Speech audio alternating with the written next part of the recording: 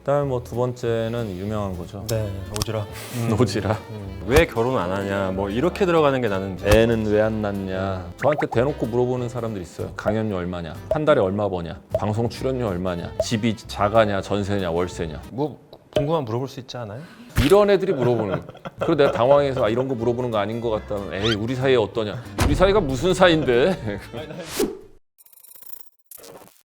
네, 안녕하세요. 정신건강의학과 전문의 양재진입니다. 네, 반갑습니다. 정신과의사 양재웅입니다. 때들 안녕. 안녕. 네, 오늘은 전지적 의사 시점입니다. 요즘 이미지 짤이나 밈으로 한국인들의 특징을 설명하는 것들이 굉장히 많은데 저도 공감을 하는 건 어느 나라 사람보다 성격이 급하고 특히 개인보다 관계를 더 중요시하는 뭐 이런 것들인 것 같아요. 네. 근데 오늘 제 셔츠를 입고 오셨어요? 이거 내 거야? 그거 제 거 아니? 아니야. 이거 누나가 옛날에 사준 거. 누나가 저 사준 건데. 너도 똑같은 거 집에 있을 거야. 이게 내 거. 저 노란색이 제 거예요? 이게 내 거. 힘듭니다. 이렇게 우기기 시작을 하면 한국인들한테 자주 보이는 특징입니다. 일단 우기고 보는 거죠. 몇 가지는 재미로 한번 가볍게 리뷰를 해보고 몇 가지는 정신과의사 관점에서 그와 관련된 문제점과 해결법에 대해서 다뤄보도록 하겠습니다. 한국인 특 얘기하면은 제일 먼저 나오는 게 빨리빨리죠. 빨리빨리의 민족. 엘리베이터 버튼 보면은 일단 열린 버튼은 깨끗해요. 그건 그렇게 깨끗할 수가 없어. 닫힌 버튼은 대부분 지워져 있죠. 네, 제가 만났던 사람 중에는 저기서 사람이 오고 있으면 더 닫힘을 빨리 누르는 사람도 있었어요. 열림을 더 안 누르고. 참 신기해. 네. 그리고 뭐 요즘에 저번에 도파민 때도 얘기를 하긴 했는데 네. 우리나라에서 특히나 이제 안 그래도 짧은 유튜브 영상을 2배속으로 보는 거. 그러니까 안 그래도 길게 뭘 보는 거를 힘들어하는 찰나에 그걸 더 가속화시키는 시스템이 자꾸 나오고 있어요. 그리고 또 뭐 이런 거 있대요. 우리나라 사람들 특징 중에 하나가 이제 시킨 대로 안 하죠. 뭐 일단 물건 사면 사용 설명서부터 버린다고. 사용 설명서 절대 안 보고. 뭐 보통 문에 항상 써 있잖아요. 당기세요는 항상 밀고 밀어보고. 고정문은 흔들어 보고. 네, 맞아요. 왜 시키는 대로 안 할까요? 약간 시킨 대로 하면 손해 본다는 생각이 있는 것 같아요. 반골 기질이 기본적으로 다 강한 것 같긴 해요. 네, 우리나라 네. 그 옛날에 미스터 선샤인에 나오는 민초 있잖아요. 민초. 어느 나라도 그런 나라가 없다고. 내 거, 우리 거 이런 건 확실히 강한 것 같아요. 이 이외에 또 뭐 많은 것들이 있을 텐데 일단 한국인 특 하면 생각나는 것들 좀 재미로 가볍게 다뤄봤고 그다음에 이제 우리가 오늘 진짜로 좀 진지하게 얘기를 해봐야 될 것들이 첫 번째가 주위 눈치를 너무 많이 본다라는 거죠. 근데 사실 그건 바꿔 얘기하면 눈치를 많이 준다는 얘기도 되는 거고. 맞아요. 눈치를 근데 정말 많이 보죠. 사회가 정한 어떤 기준, 틀 이런 것들에 대해서 말을 되게 안 듣는다는 얘기를 좀 전에 했지만 어떻게 보면 또 사회적인 어떤 기준, 범주 그 밖으로 벗어나는 거에 대해서 그 되게 또 두려움도 큰 것 같아요. 그렇죠. 예. 인생에 정답이 있다라고 생각하는 그런 나라 중에 하나인 것 같아요. 몇 살까지는 대학은 나와야 되고 어느 대학은 가야 네. 되고 그리고 졸업하고 취직은 몇 살 때까지는 해야 되고 어느 회사는 가야 되고 네. 또 결혼은 언제 해야 되고 또 결혼하고 끝 아니지. 애는 애는 낳아야 낳아야 되고. 뭐 내가 정한 내 기준 이런 거가 되게 익숙하지 않죠. 타인이 정해준 그 어떤 정답 이런 거를 좋아하는 것 같긴 해요. 그래서 뭐 사주 뭐 그런 것들이 시장이 그렇게 커질 수 있었다는 생각 들고 요즘에는 MBTI나 이런 걸로 네. 또 규정되어지는 거를 바라는 게 또 큰 것 같기도 하고. 2018년도에 BBC에서 글로벌 서베이 월드 디바이디드라고 해서 27개국 대상으로 이 사회가 다른 배경이나 문화, 관점에 대해서 얼마나 관용적인지, 얼마나 허용적인지에 대한 조사를 했었는데 네. 한국은 관용적이다는 답이 20% 나왔대요. 그래서 우리나라는 굉장히 관용 수준이 낮은 나라. 그러니까 참고로 이제 일본이 37%. 그러니까 일본이 되게 폐쇄적으로 보이지만 그러니까. 우리나라가 더 폐쇄적이라는 거죠. 폐쇄적이라는 거죠. 미국이 47%, 캐나다가 74%. 캐나다는 정말로 이제 이민 국가가 되고 있는 정도로 외국인 사람들이 많이 가잖아요. 그렇죠. 우리나라가 이렇게 눈치를 많이 보는 이유에 대해서 몇 가지 얘기할 수 있는 게 첫째는 땅덩어리가 좁다는 거죠. 좁은 땅덩어리에서 너무 사람들과 자주 부딪히고 어지간한 한 다리 건너면 다 아는 사람들이고 이러다 보니까 뭔가 내가 벗어난다는 것에 대한 두려움이 많이 큰 것 같고 그 다음에 좀 전에 얘기한 단일민족, 한민족이라는 거에 대한 게 굉장히 강한데 그러다 보니까 우리를 굉장히 중요시 여겨요. 바꿔 얘기하면 우리가 아닌 건 다 남이야. 그럼 굉장히 배타적이고 우리가 아닌 남을 배척할 수밖에 없는 환경이 조성이 되는 거죠. 기본적으로 인간이 타인의 눈치를 많이 보는 이유가 생존 때문에라고 생각을 하는데 근데 우리나라 역사를 보면은 눈치를 많이 안 보면 죽기가 되게 좋은 역사를 갖고 있어요. 그러니까 어저께까지 친구였다가 오늘은 또 적이 돼야 되고 막 이런 사회가 계속 그렇게 불안했다. 그게 어떤 내 생존의 위협으로 이어지기 때문에 끊임없이 옆집의 눈치를 보고 예, 내 가족의 눈치를 보고 막 이렇게 되지 않았을까 이제 그 부분을 많이 생각을 했어요. 이 주변의 사람들과 같이 따라다니지 않으면 언제든지 나는 목숨을 위협할 수 있는 그런 환경이었던 것 같긴 해요. 그래서 그걸로 이어지는 게 요즘 한국 사람들 보면은 누구를 막 우상화했다가 어느 순간 그 사람을 또 막 죽일 놈을 만들거든요. 그렇죠.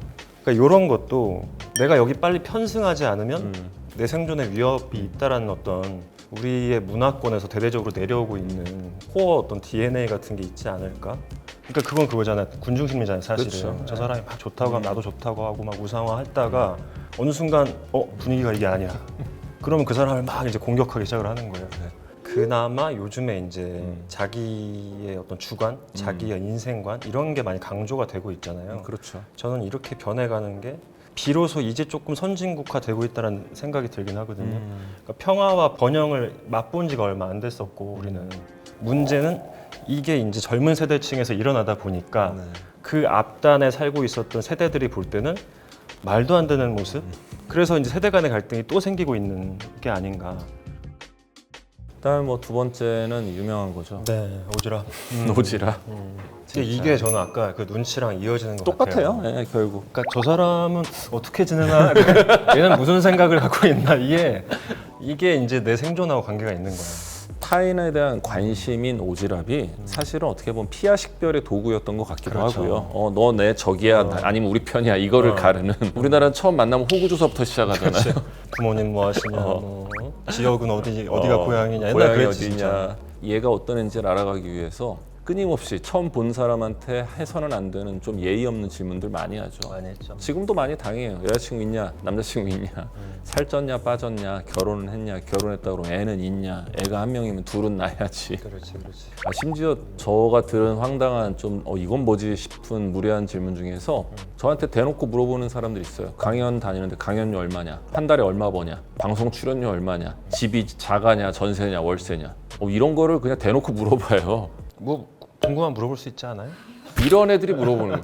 그래서 내가 당황해서 이런 거 물어보는 거 아닌 것 같다. 에이 우리 사이 어떠냐? 우리 사이가 무슨 사이인데? 그래서 내가 당황해서 이런 거 물어보는 거 아니? 결혼했냐 안 했냐 물어보는 거, 애가 있냐 없냐 물어보는 거 이런 거는 사실은 폭력에 가깝다. 그렇지.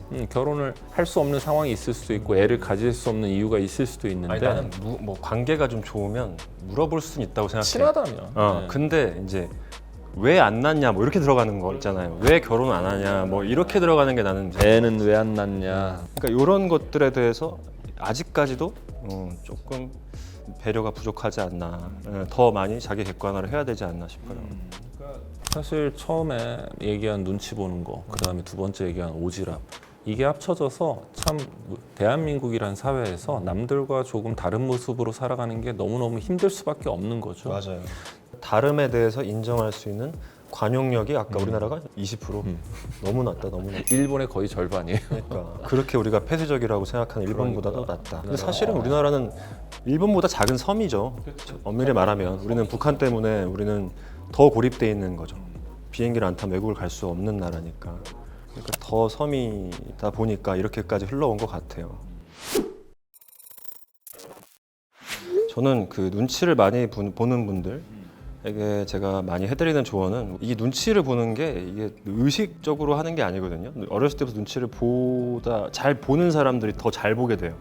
그런 분들은 눈치가 지금 보인다 딱 싶을 때 일단은 그 순간 스탑을 하고 내가 나한테 물어보는 연습을 해야 돼요. 저 사람이 지금 이렇게 불편해 보여서 너도 모르게 지금 이렇게 뭔가를 해주고 싶은 마음이 불쑥 올라왔는데 네가 진짜 그걸 원하는 거야?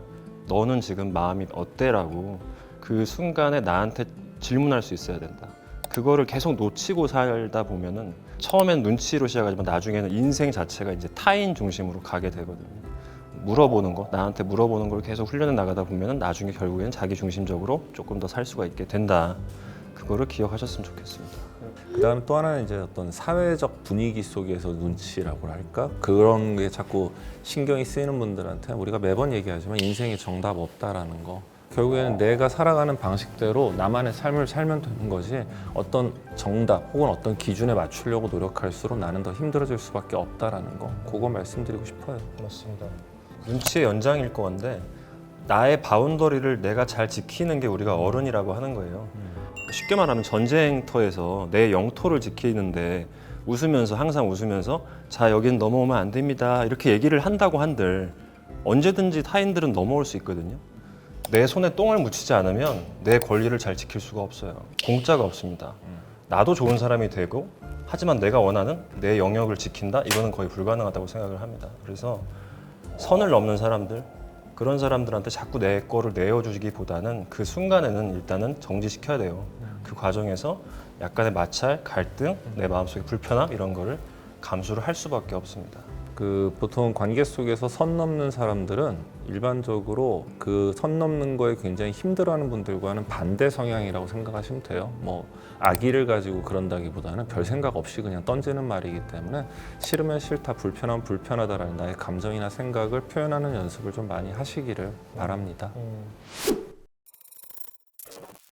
우리가 이제 얘기한 대로 타인과의 관계 속에서 나를 지키는 게 가장 중요한데 저희가 방금 말씀드린 내용처럼 변화하신다면 가장 좋겠지만 그러기가 쉽지 않은 상황에 있는 분들도 많을 수 있어요. 뭐 그런 분들 관계에 대한 고민을 털어놓고 싶으신 분들한테 마인드 카페 심리 상담 서비스를 추천드리려고 합니다.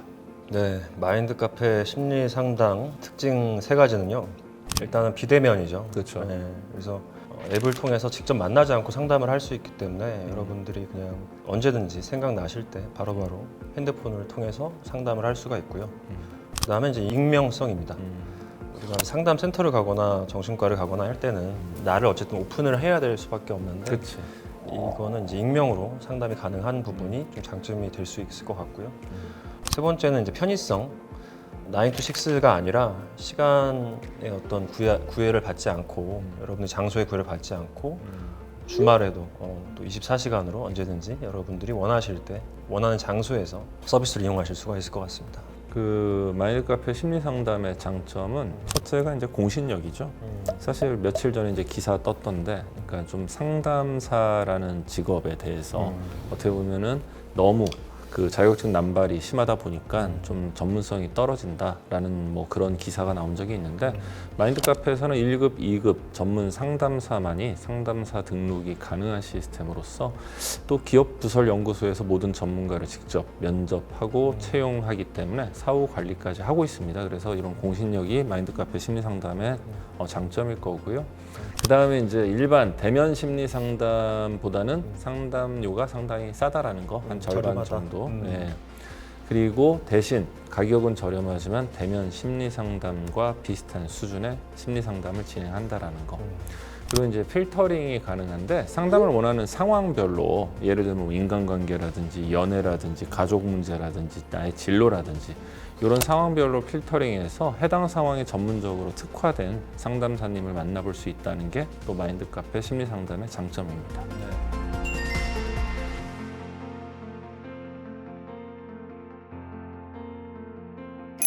오늘은 한국인들의 자주 보이는 심리 그리고 그와 관련된 문제들을 다뤄봤습니다. 우리 양떼분들이 보실 때 우리가 얘기한 거 말고 또 한국인 특 하면 생각나는 것들이 있으면 댓글로 한번 남겨주시면 그것도 재밌을 것 같아요. 네, 구독, 좋아요. 알림 설정 꾹. I just can't help it when